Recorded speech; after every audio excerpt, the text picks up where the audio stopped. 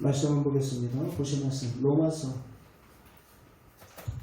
1장 2절에서 4절 말씀입니다. 로마서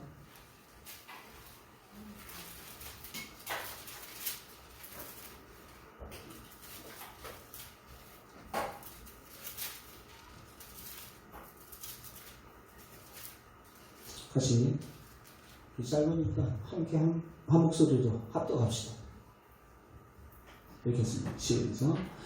이 복음은 하나님의 선지자들을 통하여 그의 아들에 관하여 성경에 미리 약속하신 것이다. 그의 아들에 관하여 말하면 육신으로는 다윗의 혈통에 나셨고 성결의 영으로는 죽은 자 가운데서 부활하사 능력으로 하나님의 아들로 선포되셨으니 곧 우리 주 예수 그리스도시니라. 아멘. 자리에 앉아주십시오. 우리 반가운 얼굴 성사님 나오실 때, 말씀 증거하실 때 여러분들 귀한 은혜 받으시기 바랍니다. 우리 나오실 때 할렐루야로 환영합시다.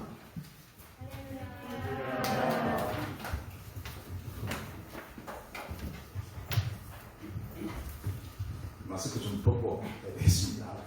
아이고, 오랜만입니다. 예, 그동안 얼굴 뵈니까 반갑고 또 감개무량하네요. 오늘 이제 은혜를 나누려고 하는데, 이제 우리가 신앙생활 하면서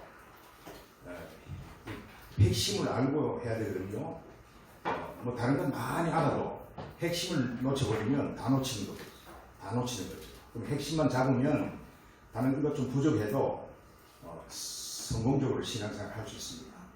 그래서 우리 이제 복음이 뭐냐, 복음에 대해서는 뭐 예배 형식도 잘 알고 사도신경도 잘 외우고 기도도 많이 하고 말씀에 아는 것도 많은데, 이제 복음이 뭐냐고 물으면 머뭇해요, 다들. 근데 복음을 모르면 뭐 예수 믿는 거 아니죠. 복음이 뭐냐, 오늘 이 말씀에 있듯이 요 한번 성경 구절 한번 배우세요. 이 복음은 하고 4절에 보면 결론이 뭔가 하면 우리 주 예수 그리스도시니라 그래요. 복음이 뭐냐고 물으면, 여러분들 누가 복음이 뭐냐고 물으면 예수 그리스도가 복음입니다. 그래도 맞아요. 그런데 여기 4절 보면 그냥 예수 그리스도가 아니고 주 예수 그리스도라는 거죠. 그래, 복음은 예수 그리스도신데 이제 구세주가 아니고 병치라는 분이 아니고 뭐 문제 해결해 주는 게 아니고 우리의 주인 대신 예수 그리스도라는 그 말이에요. 주 예수를 믿어라. 그러면 너와 내 집 구원을 얻으리라 하잖아요. 그 구세주는 예수를 주로 믿으면 우리가 구원받는 거예요. 근데 구세주로 믿으면 내가 주인 된 상태에 있기 때문에 구원이 없어요. 천국 갈 수가 없어요.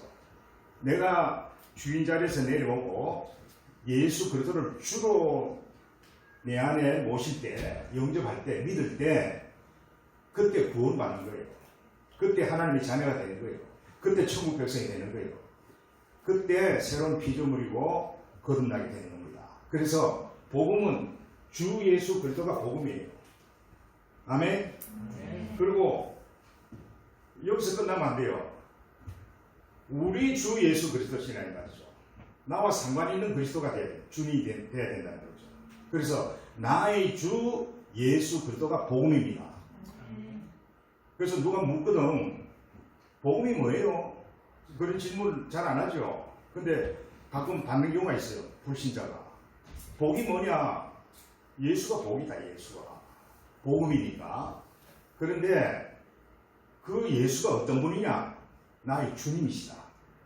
주님은 주님이신데 나의 주님이시다. 그래, 나의 주 예수 그리스도가 복음입니다. 이러면 제가 신학교 교수 같으면 100점 주겠어요.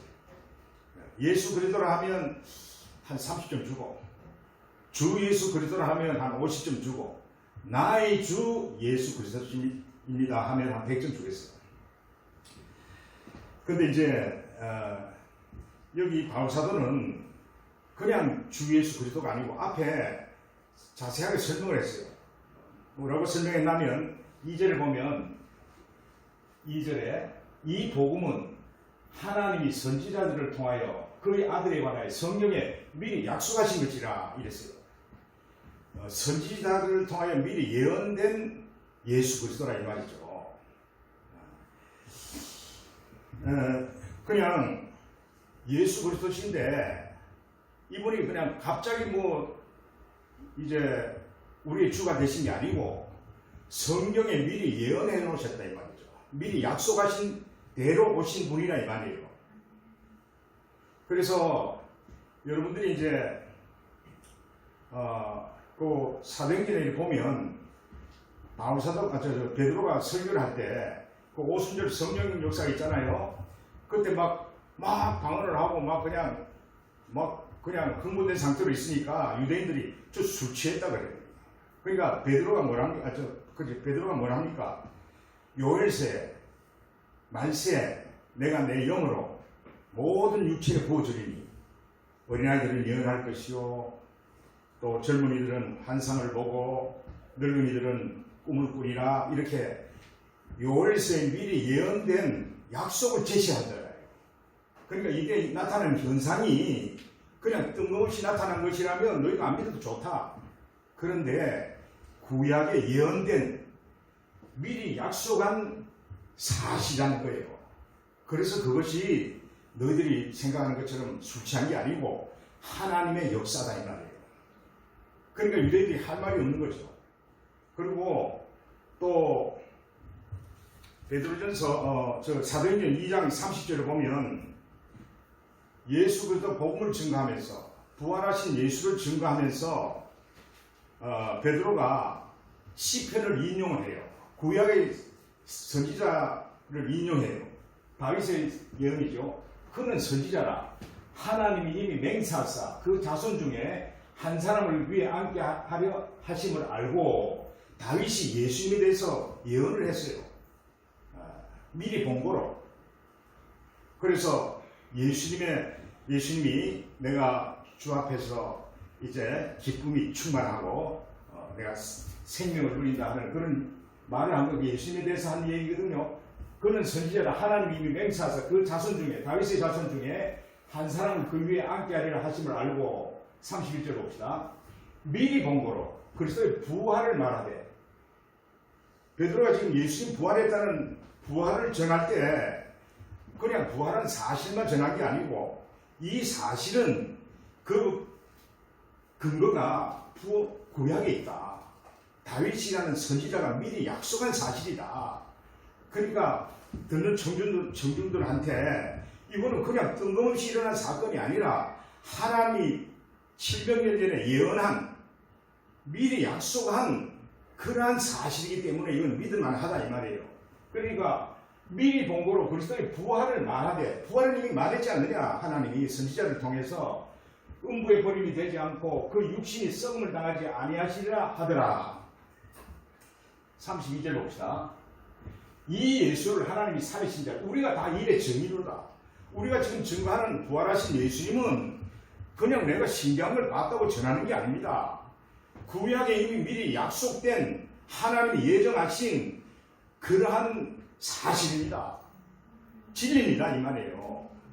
그래서 지금 바울사도가 이제 본문에 보면 이 복음은 하나님이 선지자들을 통하여 그의 아들에 관하여 성경에 미리 약속하신 것이라. 예수 그리스도는 여러분들 그냥 뭐 보통 사람이 아니라 예언된 인물이라 이 말이에요. 그러니까 우리가 믿을만하다 이 말이에요. 그래서 복음에 대해서 여러분들이 이 뿌리를 갖고 있어야 돼요. 이거는 하나님이 미리 약속하신 사건이고 미리 약속하신 사람이다 이 말이에요. 그분이 예수 그리스도라 이 말이에요. 그래서 바울이 이제 그 체포돼서 아그리파 왕하고 베스도 총독 앞에서 천부장들 앞에서 이렇게 증언할 때 이래요. 사도행전 26장에 보면 이 내가 증거하는 예수가 그냥 예수가 아닙니다. 그러면서 하는 말이 하나님의 도우심을 받아 내가 오늘까지 서서 높고 낮은 사람 앞에서 증언하는 것은 선지자들과 모세가 반드시 되리라고 말한 것밖에 없다는 거예요. 지금. 내가 증거하는 예수는 뭐 신기하게 부활했다고 전하는 게 아닙니다. 뭐 기적을 행했다고 그분을 주로 전하는 게 아닙니다. 선지자들이 미리 증언한, 미리 약속한 선지자들과 모세가 반드시 되리라고 말하는 것밖에 없다는 거예요. 그 예수님이 복음이라는 그 근거는 구약에 예언된 약속대로 오신 분이라 이 말이에요. 그래서 예수님께서도 부활하신 후에 제자들이 얼떨떨했어요. 있을 수 없는 일이 발생됐거든요. 얼떨떨하니까 예수님이 너 나 보고 믿어라. 너 부활했다. 정말 내 몸이 부활체다. 이렇게 말하신 게 아니고 누가복음 24장 44절에 보면 또 이르시되 내가 너희와 함께 있을 때 너희에게 말한 바 곧 모세의 율법과 선지자의 글과 시편의 나를 가리켜 기록된 모든 것이 이루어져야 하리라 한 말이 바로 내가 부활한 이 사건이다.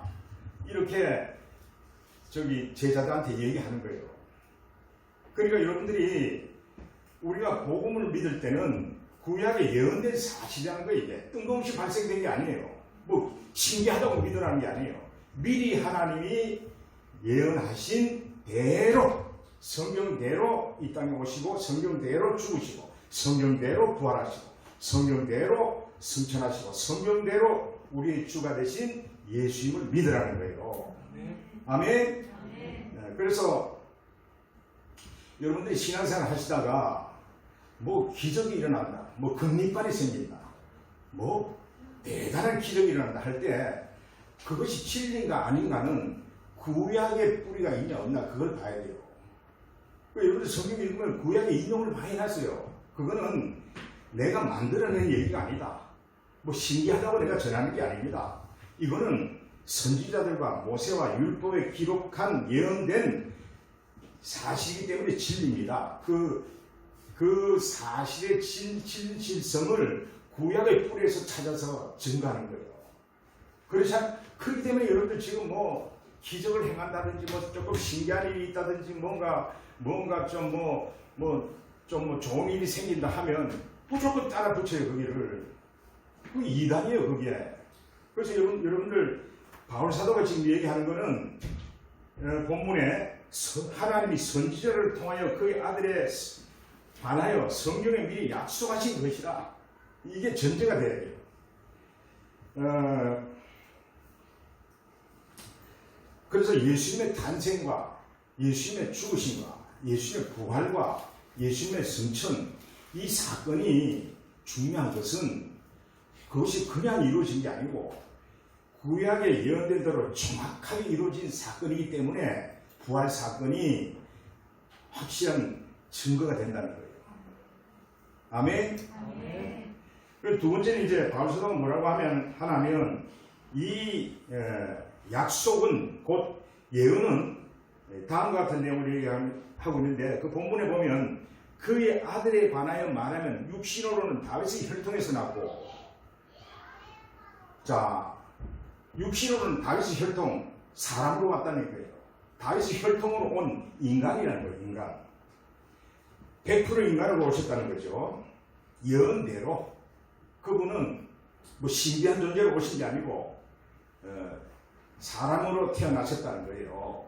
그래서 이사야 9장 6절에 보면 이거 예언이죠. 이것도 이사야는 700년 전에 예언된 거니까 예수님 당시에서 700년에 그러니까 이사야 9장 6절에 보면 이는 한 아기가 우리에게 낳고 한 아들을 우리에게 주신 바 되었는데 그 어깨에는 정사를 메었고 그 이름은 기묘자라 모사라 전능하신 하나님이라 영존하시는 아버지라 평강의 왕이라 할 것입니다.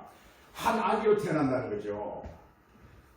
한 아들로 태어난다는 거죠. 이게 예언되어 있으면 예언되어 있는 거예요.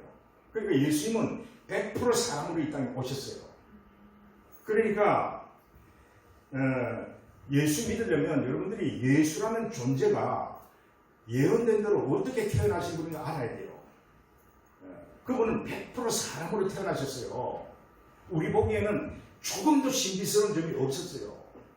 그런데 우리는 예수님은 하나님의 아들이시라고 먼저 전제하고 믿으니까 저도 그런 생각을 했어요. 예수님은 그 당시에도 뭔가 보통 사람하고는 달랐을 거야. 뭔가 외모도 좀 신비스러울 거야. 뭔가 축지법도 하실 수 있는 분이셨을 거야. 이렇게들 추측하고 믿어요. 제가 그랬어요. 왜냐하면 주일학교 때부터 예수는 하나님의 아들이라고 전제하고 믿었기 때문에 그래요. 근데 하나님께서 예언은 뭐랍니까? 100% 사람으로 오신다는 거예요. 한 아기가 태어난다는 거예요. 우리 여기 아기 있잖아요. 아기 하윌이가 지금 다 컸는데 옛날에 조그만 아기로 태어난다는 거죠. 그 예언된 사실이에요. 똑같이 100% 사람으로 오신다는 거예요. 왜 이분이 사람으로 오셔야 되는가? 이분이 사람으로 오셔야 보이지 않는 하나님의 존재를 우리가 볼 수 있어요. 그렇기 때문에 이분이 사람으로 오셔야 돼요. 저는 하도 모태신앙인데 하도 예수님이 하나님이라 아들이라고 교육을 엄청나게 받았기 때문에 저는 예수가 사람으로 오셨다고 누가 말하면 불경스러운 줄 알았어요. 예수가 하나님도 어떻게 사람으로 비유하고 있지? 이렇게 아주 속에서 불경스럽다 하고 정도했어요. 학교에서 예수는 4대 성인 중에 하나다 하면 예수는 하나님의 아들인데 어떻게 사람 나무로 나란히 둘 수 있지? 이러고 속으로 좀 이렇게 울분이 생길 정도로 그렇게 됐어요. 그리고 이제 제가 마가복음 10장 45절에 보면 이런 말씀이 있죠. 마가복음 10장 45절에 인자에 온 것은 인자에 온 것은 섬김을 받으려 함이 아니요 섬기려 함이라. 그러면서 도리어 자기 목숨을 많은 사람이 대속물로 주려 하는 인자. 이 인자를 제가 성경을 읽을 때마다 인자하신 분 이렇게 읽었어요. 아주 내가 틀림없이 읽는다면서 인자하신 분을 읽었어요. 근데 제가 영어 성경을 읽고부터 이게 son of man이라 되어 있어요. 영어 성경을 읽으니까 여기 이 구절이요. son of man. son of man은 사람의 아들인데 이것도 사람의 아들이지. 나는 인자하신 분을 알았어요. 그런데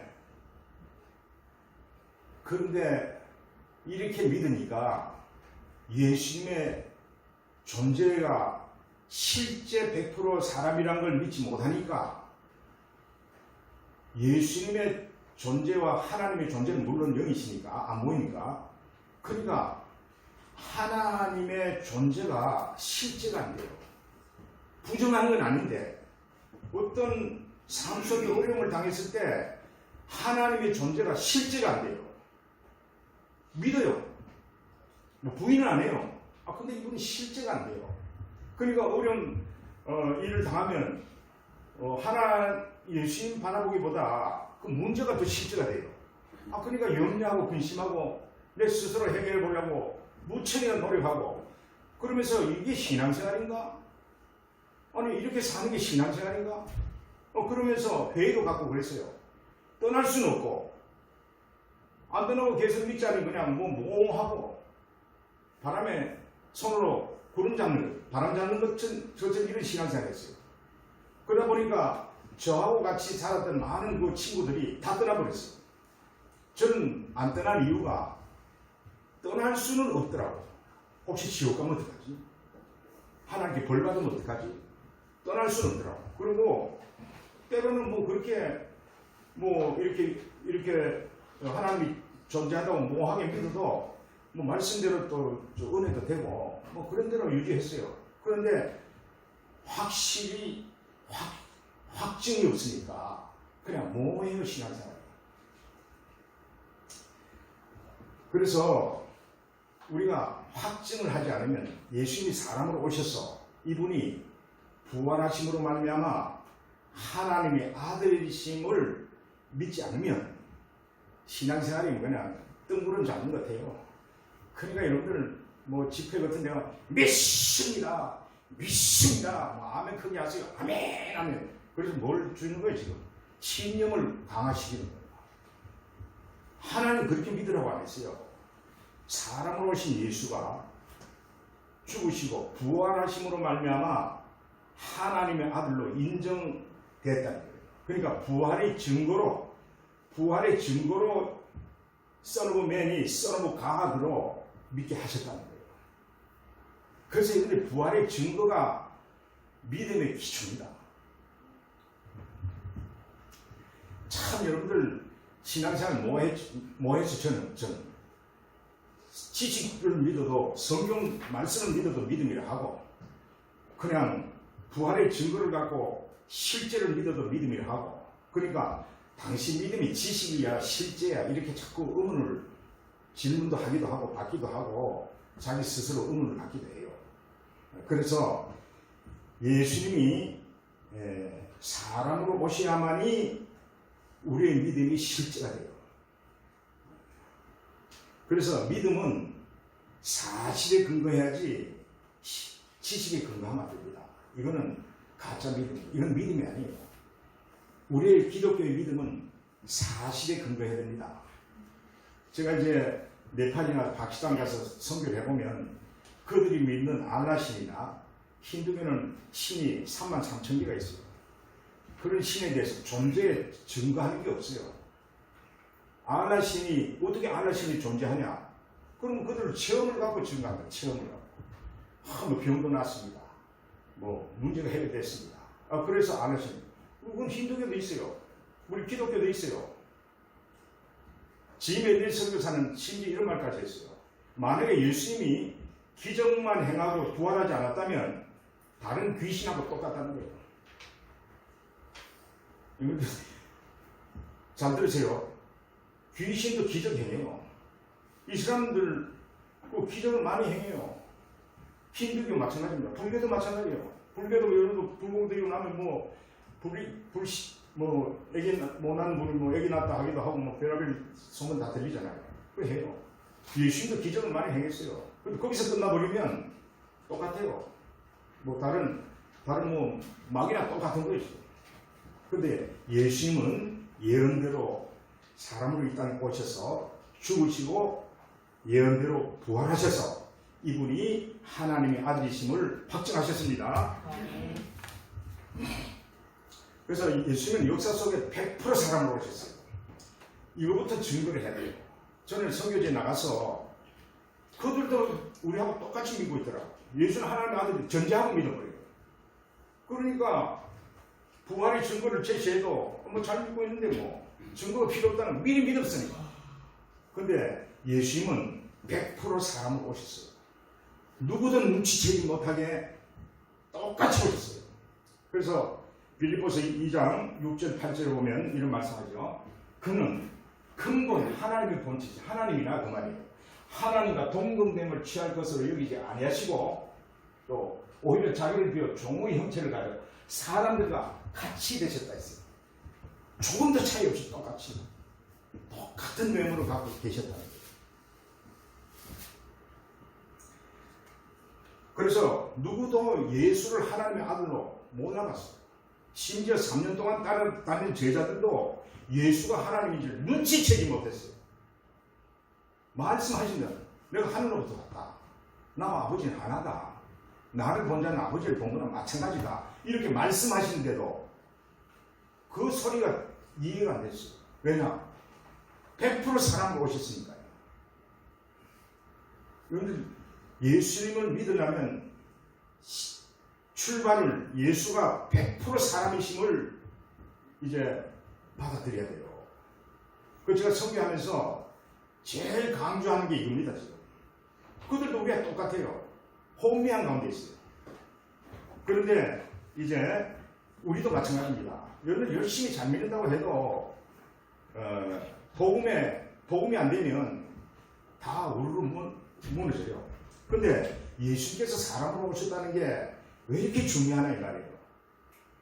예수님이 사람으로 오셨다는 게 왜 이렇게 중요하냐면 예수님이 사람으로만 오셨으면 이렇게 중요하지 않아요. 근데 이분이 하나님의 아들이라는 거예요. 예수님이 사람으로만 오셨으면 4대 성인 중에 하나죠. 소크라테스, 부처, 또 누구야? 누구죠? 예수, 또 마음에 든다. 그 4대 성인 중에 하나일 뿐이에요. 근데 이분이 사람으로 오신 게 왜 이렇게 중요하냐? 왜 이렇게 중요하냐? 그분은 하나님의 아들이시라는 거죠. 성자 하나님이라는 거예요. 그래서 예수님께서 사람으로 이 땅에 오신 이유를 살펴보면 첫째는 육체의 피를 흘려주심으로 우리를 구속하기 위해서 오셨죠. 두 번째는 보이지 않는 하나님을 보여주시기 위해서 오신 거예요. 그러니까 예수님이 하신 말씀이 나를 본 자는 아버지를 보았다. 그렇잖아요. 나와 아버지는 하나다. 그렇게 말씀하시면서 나를 보지 않고는 하나님 믿을 수 없다는 그 말이에요. 나로 말미암지 않고는 아버지께로 갈 수 없다 하는 그 말은 물론 예수의 피로 죄사함 받아야 이제 거듭나서 하나님의 자녀가 된다 그 말인데도 그 뜻 가운데 이런 말이 있어요. 나를 믿지 못하면 아버지를 믿을 수는 없다. 우리 그렇잖아요. 여러분들 어떻게 보이지도 않는 존재를 믿을 수 있습니까? 하다못해 지금 뭐 코로나 바이러스도 실험실에서 코로나 바이러스 이렇게 확신을 해야 이거 코로나 바이러스다, 코로나 19 바이러스다 이렇게 하는데 보이지도 않아. 어떻게 믿습니까? 하나님의 존재를 어떻게 믿어요? 사랑의 하나님이 그냥 무조건 믿으라고 우리 하셨겠어요? 우리 수준에서 믿을 수 있게끔 해놓으셨다 이 말이에요. 그래서 독생자 하나님의 아들이신 독생자 예수께서 이 땅에 육신을 입고 오신 거예요. 그래서 요한복음 1장 18절 봅시다. 본래 하나님을 본 사람이 없을 때 하나님 볼 수 없어요. 그러니까 하나님 봤다는 사람은 그거 다 거짓말이에요. 여러분들 마귀도요 하나님 보게 할 수 있어요. 광명의 천사로 가장에서 볼 수 있어요. 하나님 본 사람은 없어요. 말씀이 그렇잖아요. 없을 때 아버지 품속에는 독생하신 하나님 예수님이 나타내 주셨는데 나타내 주셨다. 그러니까 예수님 보지 않고 예수님이 하나님임을 믿지 않으면 하나님 믿는다는 게 그 신념이죠. 그 맹신이죠, 맹신. 그런 믿음은요, 그 귀신 믿음이에요, 그거. 예를 들어서 이 사람들 알라 믿는 거, 네팔 뭐 3만 3천 개의 신을 믿는 거, 불교의 석가 믿는 거, 그거 똑같죠, 뭐. 그런데 예수님은 이제 하나님을 나타내시기 위해서 이 땅에 육신으로 오셨습니다. 그 예수님이 육신으로 오신 이유 가운데 하나가 된다 이 말이에요. 그분이 우리를 구속하기 위해서 조금 마귀를 멸하기 위해서 오셨는데 그분이 육신으로 오신 이유 중에 하나가 하나님을 나타내시기 위해서 오셨다 이 말이에요. 그래서 예수님 하신 말씀이 요한복음 12장 42절에 나를 보는 자는 나를 보내시니 성부 하나님을 본다 이 말이에요. 보는 것이다 똑같다 이 말이에요. 그러니까 예수님 알면 하나님 다 알 수 있고 성령 하나님 다 알 수 있다 이 말이에요. 예수님으로 말미암아 우리가 성삼위 하나님을 알 수 있지 다른 길은 없어요. 뭐 만났다 체험을 했다 체험 소리 좀 이제 알아야 됩니다. 제가 성도 가면서요 체험은요 우리보다 이 사람이 훨씬 많아요. 그 다음에 요한복음 14장 9절에 예수께서 이르시되 빌립아 내가 이렇게 너희와 함께 있을 때 내가 나를 알지 못하냐. 나를 본 자는 누굴 봤다고요? 아버지 봤다고요. 삼위일체 성삼위일체 하나님이라는 거예요. 예수 본 자는 하나님 봤다 이 말이에요. 그래서 예수님은 우리가 뭔가 확인을 해야 믿을 수 있다는 걸 우리가 알아요. 하나님께서. 그렇기 때문에 예수님이 육신이 입고 이 땅에 오신 거예요. 그래서 예수님이 3년 동안 육신으로 오신 것을 우리가 먼저 믿어야 됩니다. 얼마나 사람으로 오셨냐면 제자들도 몰라봤죠. 부활하시기 전까지 몰라봤잖아요. 그러니까 다 도망가 버렸죠. 그 다음에 유대인들은 예수님이 나와 아버지는 하나라 하니까 요한복음 10장 30절에 보면 나와 아버지는 하나다 이렇게 말을 했어요. 예수님 살아계실 때 이 땅에 계실 때 말했어요. 그랬더니 33절에 보면 이런 말이에요. 유대인들이 대답하되 선한 일을 인하여 이런 말미암아 우리가 너를 돌로 치는 것이 아니라 신성 모독으로 인하여니 내가 사람이 되어 자칭 하나님을 한다. 네가 사람이지 않느냐. 외모로 보면 유대인들보다 훨씬 못했죠. 옷차림도 허름하고 뭐 교육도 안 받았고 뭐 사는 것도 뭐 궁전이 아니라 뭐 머리 둘 것이 없을 정도로 허름하게 살았잖아요. 그러니까 이 한마디로 좀 표현하면 거지 같은 이 사람이 나와 아버지 하나다 하니까 진짜 내가 유대인인데도 열받겠어요. 그러니까 신성모독으로 독을 쳐주기로 해요. 그래서 결국은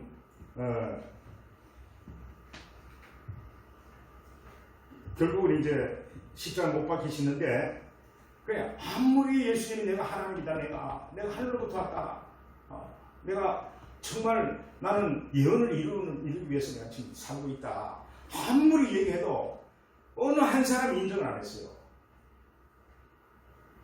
이런 사람을 어떻게 하나님의 아들로 믿을 수 있겠습니까? 한번 생각해보세요. 그때 유대인들이라고 생각하고 제자들이라고 생각을 한번 해보세요. 뭐 흠모할 것이 아무것도 없어요. 이런 사람을 하나님이라고 자꾸 주장을 하니 어떻게 믿겠냐고요. 100% 사람을 오셨는데 그것도 말구에서 태어나고 뭐 그냥 가난한 요셉의 가정에서 자랐고 목수의 가정에서 자랐고 어떻게 하나님을 믿겠냐고요. 제자들도 못 믿었어요. 많은 뭐 주는 그리스도시요 살아계신 하나님의 아들입니다 했지만은 확실하게 예수가 하나님인지를 그들은 못 믿었어요. 근데 오늘날은 예수를 하나님의 아들로 너무 잘 믿어요. 증거도 없이 너무 잘 믿고 있어요. 그러니까 그 믿음이 어떤 믿음입니까? 증거 없이 그냥 허황된 믿음이에요. 난 열심히 믿습니다. 목사님 그래도 나는요, 뭐 3대째 그리스도 집안이고, 난 체험도 많이 하고요. 난 또 성령께서 믿게 해주시고요. 난 뭐 성령 체험도 하고요. 그래서 난 열심히 믿습니다. 그렇게 강변을 해요. 근데 여러분들 죽음 앞에 서면요, 그 믿음이 다 무너져요.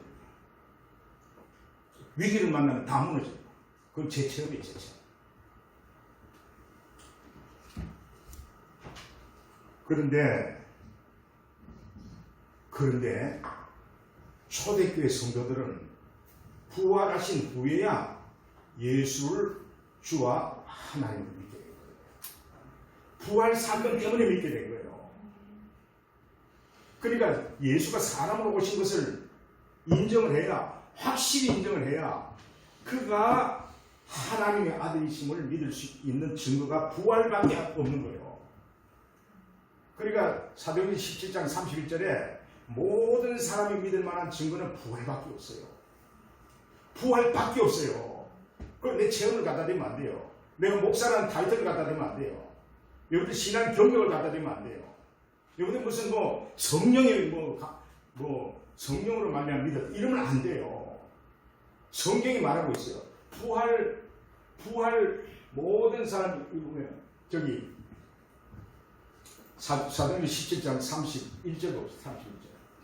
모든 사람이 믿을 만한 증거는 부활밖에 없어요. 이는 정하신 사람으로 하여금 천하를 공의로 심판하는 작정하시고 이에 그를 죽은 자 가운데서 다시 살리신 것을, 부활하신 것을 모든 사람에게, 그러니까 예수를 믿으려는 모든 사람에게 믿을 만한 증거를 주셨습니다. 증거, evidence, proof. 증거는 부활밖에 없어요. 그래서 부활을 기독교의 핵심이랍니다. 그리고 마태복음 12장 38절에 그때 서기관과 바리새인 중 몇 사람이 말하되 선생님이요 우리에게 표적, 사인을 좀 보여주세요. 그러니까 예수님이 하신 말씀이 악하고 음란한 세대 39절 악하고 음란한 세대가 표적을, 사인을 구하나 선지자 요나의 표적밖에는 너희 보여줄 표적이 없다. 요나의 표적이 뭡니까? 밤낮 3일 동안 물고기 뱃속에 있다가 기적적으로 살아난 거예요. 예수님 밤낮 사흘을 땅속에 있다가 부활하신 거예요. 이것밖에 없다는 거예요. 부활의 표적 밖에는 이거 보고도 못 믿으면 예수 믿지 못한다는 거예요. 다른 말로 부활의 표적으로 예수 믿지 않으면 그 믿음은 글쎄요. 내 경험은 그건 그거는 진짜 믿음 아니에요. 그럼 여러분들 속으로 그 차은선 목사 이분 그냥 내가 지금 어떤 상태로 예수 믿었는데 이런 말을 하고 있어. 이렇게 막 속에서 이런 게 올라올지 모르겠어요. 그러나 말씀이 그렇다 이 말이에요. 말씀이 여러분들 이제 나중에 이제 시편에 보면 내가 오늘 너를 낳았도다. 너는 하나님의 아들이라.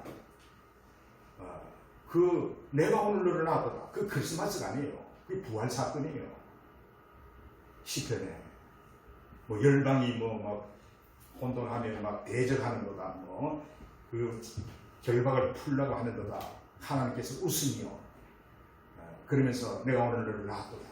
내게 구하라. 내가 열방을 내게 주리라. 오늘 내가 너를 낳았도다 하는 말이 그게 무덤에서 부활하신 사건으로 주신 하나님께서 너를 낳았도다. 뭐로? 하나님 아들로 낳았다. 그 말이에요. 그러니까 부활 사건이 여러분들 믿음의 유일한 증거예요. 증거. 그럼 이거 없으면 결정적인 증거예요.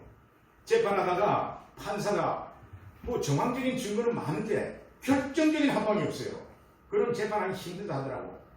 근데 믿음의 결정적인 증거는 부활 사건밖에 없습니다. 그래서 이런 부활에 대해서는 여러분들 담임 목사님한테 많이 들으셨을 거예요. 그래서 이제 제가 이제 부활 복음을 받게 된 경위를 잠깐 말씀드리고 마치려고 하는데, 저는 부활의 증거를 찾기 전에는요, 믿음생활 잘 보는 게 소원 아니에요. 그러니까 어떻게 믿음생활을 잘하냐 해서 뭐 기도를 많이 해야 된다, 말씀 많이 읽어야 된다, 뭐 성령의 세례를 받아야 된다, 뭐 해를 그 이론이 많잖아요. 그래서 기도도 열심히 해보고 말씀도 많이 보고 또 집회도 많이 참석하고 이렇게 했는데, 도대체 어느 정도 성경 읽어야 믿음이 만족할 만큼 자라는지, 몇 시간 기도해야 믿음이 만족할 만큼 되는지 뭐 정답이 없더라고요. 뭐한 거예요 정말. 이거 정말 어떻게 신앙생활 이거 정말 진짜 믿음생활 할 수 있냐, 초대교회 성도들처럼 할 수 있겠냐, 하나님이 정말 합격이라고 하는 믿음생활 할 수 있겠냐, 그건 모르겠더라고요. 방법이 없어요. 그 여기 쫓아다니고 저기 쫓아다니고 뭐 신학을 하고 목회하는 데까지도 해도 모르겠더라고요. 그렇게 혼미한 상태에 있다가 제가 이제 춘천 한마음교회에서 그 부활복음을 신문 광고를 보고 알았어요. 그래서 그때부터 막 그냥 저기 홈페이지 들어가서 김성동 목사님 설교도 듣고 해도 모르겠더라고요. 속에요. 내가 모태신앙인데 신학에서 목회까지 하는데 뭐 새삼스럽게 부활의 증거가 더 필요하단 말이야. 부활 증거 하나 잡는다고 그렇게 뭐 삶이 변화될까? 이런 고정관념이 꽉 차 있었어요. 돌이켜보니까. 그래가지고 몇 번 듣다가 별거 없어요. 뭐 그건 다 상식적인 거예요. 기독교 신앙의 기초적인 거예요. 그래서 듣다가 처음에는 좋더라고요. 증거를 잡으니까 좋더라고요. 그래서 증거를 하는데 이것만 반복해서 증거를 해야 된다는 거예요. 그 증거를 하니까 우리 성도님들이 설교가 은혜가 안 된다고 뭐 이렇게 좀 들리더라고요. 떠나는 사람도 있고, 이거 안 되겠다. 내가 옛날에 하던 은혜 설교로 돌아가야 되겠다 하는데, 돌아가려고 딱 생각하니까 그거 해도 뭐 성도들 변화 안 돼요. 삶이 변화, 믿음이 자라지 않아요. 그때는 좋아요. 그때 들을 때는 여러분들 감동되고 좋습니다. 근데 변화가 안 돼요. 그런데 한마음교회에서 막 820명이 막 간증을 계속 쏟아내는 거예요. 그래서 뭔가 있는데 해봐야 되겠다 하고 한 1년 반에서 정확한 시간은 못, 한 2년이 세월이 지났어요. 그때 이제 고정관념이 다 무너지고 부활만 찾게 됐어요. 그러니까 예수님이 실제가 됩니다. 예수님이 실제가 되니까 말씀이 실제가 되는 거죠. 그리고 영적 세계가 실제가 되는 거예요. 그러다 보니까 은혜가 실제가 되는 거예요. 옛날에는 율법과 은혜를 지식적으로는 잘 알고 있었는데 실제가 안 돼요. 은혜 못 누리면 여러분들 하나님의 사랑을 못 누리면요, 누구도 만족한 삶을 살 수 없어요. 그런데 한 2년 지나니까 이게 실제가 돼요. 그때부터는 막 전하고 이제 막 간증서내라 하고 막 했더니 여러분들 이제 뭐 좀 불평불만하던 성도들이 이제 부활복음으로 이렇게 돌아오더라고. 그래서 전 너무 좋았어요. 한 2년 지나고 나서 부활의 증거만 잡았을 때의 그 신앙생활의 변화는 정말 상상을 초월했어요. 너무 좋았어요. 이제는 한계가 벗어났어요. 그래 너무 좋았어요. 우리 장수동 목사님한테 부활만 잡으면 다 됩니다. 목회 골치 않아요. 다 됩니다. 이렇게 이제 내가 증거했고 또 여러분들한테도 내가 증거했잖아요. 정말 부활을 잡은 것을 분기를 해서 전과 후가 180도 달랐어요. 그래서 제가 이제 은퇴를 하고 사실은 우리 집사람하고 세계 일주 여행을 하려 했어요. 우리 집사람이 고생을 많이 해서 아이고 세계 일주 여행을 한번 해야 되겠다. 그래서 다 취소해버렸어요. 아 이거 나가서 부활복음을 증거해야 되겠구나. 그 정말 부활복음을 잡을 때하고 안 잡을 때하고는 이거는 천지 차이다. 그래서 우리 1세기 가장 중요한 게 뭡니까? 복음이 실제가 되는 거예요. 복음만 실제가 되면요, 여러분들 교회가 적고 그건 문제 아니에요. 뭐 외적인 건 문제가 안 돼요. 복음이 실제가 안 되면 외적인 문제가 되고 뭐 교회가 적다, 무슨 뭐 목사님이 어떻다, 뭐 구성하는 멤버가 어떻다, 뭐 별의별 조건을 다 붙여요. 복음만 되면 어디서 여러분들 신앙생활 하든 정말 공동체가 이루어지고 사랑하게 되고 가정도 변화되게 되고 정말 세상에 줄 수 없는 참된 기쁨과 평안을 누릴 수 있어요. 그래서 저는 지금도 이제 뭐 네팔에 못 나갔는데 지금 줌으로 어떤 선교사님이 소개해 주셔서 줌으로 지금 하고 있는데 너무 좋은 거죠. 복음 전할 때 너무 기쁜 거죠. 전 네팔에 코로나 생기기 전에 갈 때마다 막 가슴이 뛰었어요. 그래서 네팔에 선교를 해보니까 하나님이 예비하신 영혼들이 있더라고요. 라마 승려에 있다가 예수 믿는데 모한 상태로 있다가 잡고는 그냥 막 자기가 다녔던 교회 또 고향에 가서 라마 그 신도들한테 복음 전하고 너무 좋은 거 있죠. 그래서 여러분들 저는 뭐 하여튼 이런 자리가 있으면 너무 감사하고 기쁜데 왜 그런가 하면 복음을 전할 수 있기 때문에 그래요. 그래서 전 여러분들이 정말 이 복음, 부활복음이라는데 복음은 복음이지 무슨 부활이야 이런 말을 하는데 부활의 증거로 예수 그리스도를 나의 주로 믿고 주님과 동행하는 삶을 살면 여러분의 삶은 정말 천국의 삶이 됩니다. 그리고 소망이 넘쳐요. 환경에 영향을 받지 않고 환경을 다스리는 신앙생활을 할 수 있어요. 그건 제가 뭐 제 얘기를 하는 게 아니고 말씀이에요. 말씀. 그리고 지금 부활복음을 하는 교회들은 제가 성도들을 유심 보잖아요. 되게 돼 있어요. 부활만 전하면 돼요. 부활만. 여러분들 정말 장 목사님 통해서 부활복음을 반복해서 들어야 됩니다. 이게 반복해서 들어야 돼요. 나 안다. 그 지식이에요. 지겹다. 그 아직 지식이에요. 실제가 되면요. 우리 밥을 먹으면 먹을수록 맛있듯이 정말 복음을 들을 때마다 여러분들 기쁨 넘칩니다. 그리고 여러분의 삶은 성령께서 역사하셔서 달라지게 되어 있어요. 제가 이제 비근한 예로 한 말씀만 하고 마치는데 이런 거죠. 이제 제가 영어를 이제 공부를 하는데 쓰고 읽고 하는 거는 뭐 되겠더라고. 그럼 열심히 하면 돼요. 듣는 게 안 돼, 듣는 게. 한물이 들으려면 안 돼요. 열심히 해도 안 돼요, 이게. 그래서, 이건 안 되는 거다. 그래, 제가 파키스탄 같이 갔던 박 목사님은 그 영문과 출신 영어 교사를 했던 분인데, 아유, 목사님, 나 포기했습니다. 난 이제 고맙니다. 안 됩니다. 그래, 이제 이렇게 안 되더라고요. 그런데 제가 2년 전에 호흡법의 차이를 강의하는 그 강사를 만나서 호흡법. 그걸 따라 붙이니까 처음에는 모르겠더라고. 그 호흡법이 똑같은 것 같아요. 이거나 저거나 똑같은 것 같아요. 한 2년 지나니까 그 호흡법의 차이를 이제 반복해서 들으니까 알겠더라고. 그러니까 이제 미국 사람이 얘기하는 게 옛날에 무슨 소리인지 하나도 몰랐어요. 그런데 지금은 이제 알아듣기 시작해요. 그리고 이런 소망이 생긴 거 있죠. 아, 이거 원어민처럼 할 수 있겠구나, 앞으로. 근데 그 시간이 2년이 걸렸어요, 2년. 그러니까 우리 고정관념을 깨는데, 여러분들 반복이 없으면 안 돼요. 그리고 시간이 걸려요. 부활복음도 마찬가지입니다. 여러분들 부활복음도 신앙생활 오래 하시던 분, 또 자기 나름대로 고집이 세요. 나는 뭐 그거 없어도 신앙생활 잘할 수 있습니다. 이런 거 다 내놓으시면 좋겠어요. 왜냐하면 일평생 해결할 수 없는 문제라고 짊어지고 있던 짐이 이렇게 떨어지는 거예요. 제가 영어를 예를 드는 것도 얼마나 오랜 세월 했어요.